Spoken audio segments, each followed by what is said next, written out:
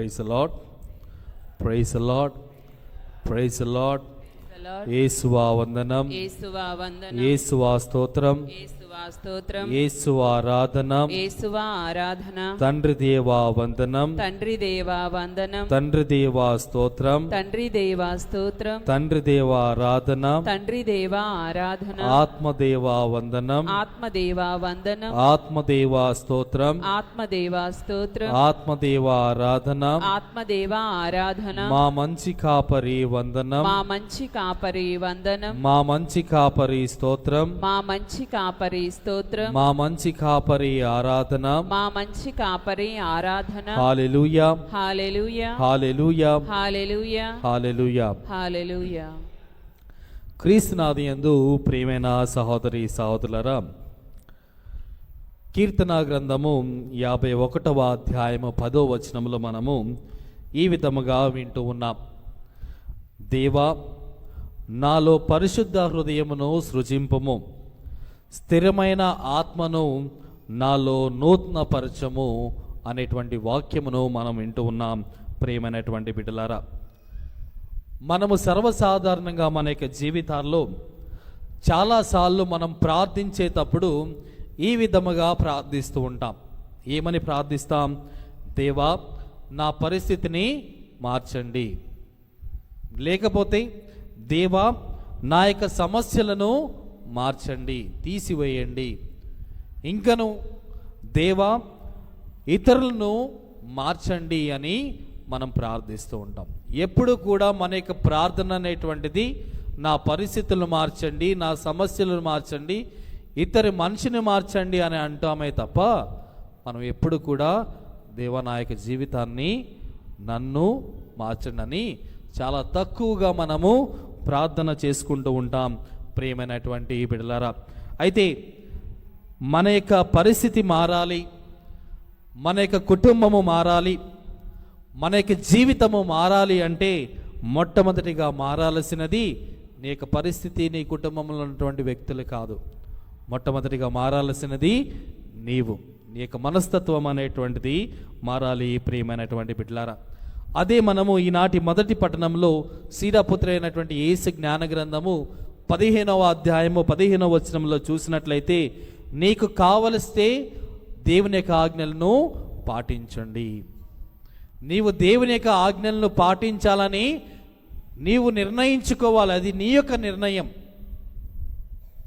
కాబట్టి ప్రియమైనటువంటి బిడ్డలారా, ప్రభు ఏమంటున్నాడంటే, దేవుడు మనల్ని బలవంతముగా మార్చడు. దేవుడు మనల్ని బలవంతముగా మార్చడు, అది నీ యొక్క నిర్ణయం. It's your choice. అంటే ఇది నీవు తీసుకునేటువంటి నిర్ణయం. నేను మారాలా, మారకుండా ఉండాలా?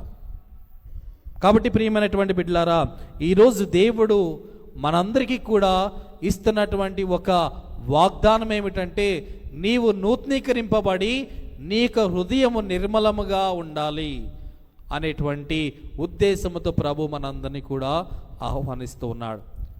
ఎందుకంటే ఈ యొక్క జీవితం అనేటువంటిది ఒక నిర్ణయము పైన ఆధారపడి ఉండేది. మన యొక్క జీవితము ఉదయం లేచినప్పటి నుంచి సాయంత్రం నిద్రపోయేంత వరకు కూడా నీ యొక్క జీవితం అనేటువంటిది నీవు తీసుకునేటువంటి నిర్ణయాల పైన ఆధారపడి ఉంటుంది. కాబట్టి ప్రియమైనటువంటి బిడ్డలారా, మరి నీ యొక్క జీవితము మారాలి అంటే నీవు ఎటువంటి నిర్ణయాన్ని నువ్వు తీసుకుంటూ ఉన్నావు?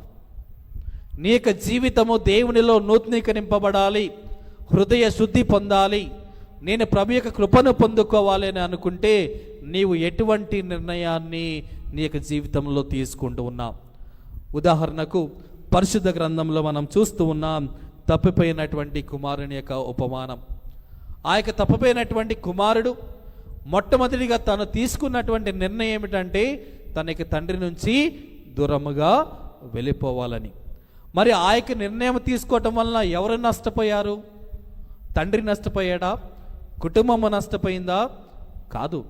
ఆ నిర్ణయం తీసుకున్నటువంటి వ్యక్తి, ఆ చిన్న కుమారుడు నష్టపోతూ ఉన్నాడు. ఒక బానిసగా బతుకుతూ ఉన్నాడు. పందులు తినేటువంటి తిండిని తింటూ ఇదిగో నాకు ఇటువంటి దుస్థితి పట్టిందా అనేటువంటి ఆలోచన తనలోకి వస్తూ ఉన్నది. కాబట్టి ప్రియమైనటువంటి బిడ్డలారా, మనము తీసుకునేటువంటి నిర్ణయాలు మనకి జీవితాన్ని మారుస్తూ ఉంటాయి. మరి ఆ తప్పిపోయినటువంటి కుమారుడు తాను చేసినటువంటిది తప్పు అనేటువంటిది తెలుసుకొని ఒక నిర్ణయం తీసుకొని, ఇదిగో నేను లెగిచి నా తండ్రి దగ్గరికి వెళతానని తాను ఒక దృఢమైనటువంటి సంకల్పం కలిగినటువంటి నిర్ణయం తీసుకున్నాడు. తండ్రి చెంతకు వచ్చాడు, తండ్రి ఆహ్వానించాడు, విందు ఏర్పాటు చేశాడు, గొప్పగా సంబరాలు చేసుకున్నారు. కాబట్టి ప్రియమైనటువంటి బిడ్డలారా, మనకి జీవితంలో కూడా నిర్ణయాలు అనేటువంటివి చాలా ముఖ్య పాత్రను పోషిస్తూ ఉంటాయి. అవి జీవితాన్ని మారుస్తాయి, కొన్నిసార్లు జీవితాన్ని నాశనము కూడా చేస్తూ ఉంటాయి ప్రియమైనటువంటి బిడ్డలారా. కాబట్టి మనము తీసుకునేటువంటి నిర్ణయాలు కేవలము మన స్వార్థానికే కాకుండా అవి హృదయ శుద్ధికి కలిగి ఉండాలి ప్రియమైనటువంటి బిడ్డలారా. అందుకే మనము ఈనాటి సువిశేష పట్టణంలో చూస్తూ ఉన్నాం. మత్తయి శుభవార్త 5వ అధ్యాయము 21 నుండి 22 వచనముల వరకు చూసినట్లయితే, నీవు నీ యొక్క పొరుగు వారి పైన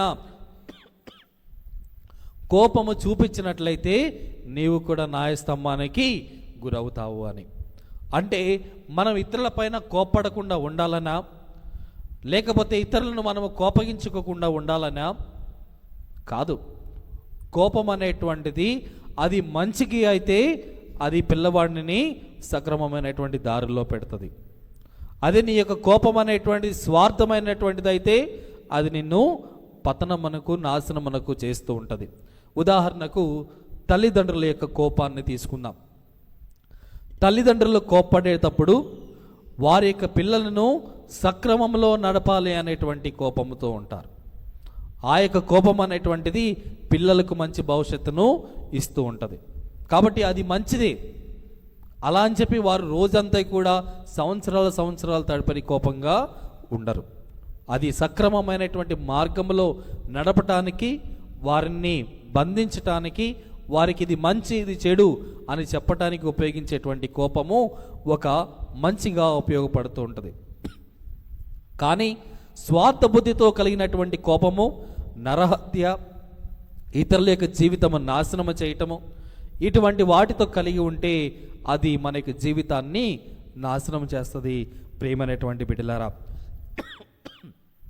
కాబట్టి మన యొక్క జీవితము మారాలి అంటే మన యొక్క పద్ధతులు, మన యొక్క అలవాటులు కూడా మారాలి ప్రియమైనటువంటి బిడ్డలారా. అందుకే మన యొక్క హృదయము మారాలి అంటే, మారకపోతే ఏమైంది అంటే మనము ప్రార్థన చేసినా సరే దానికి ఉపయోగం అనేటువంటిది ఉండదు.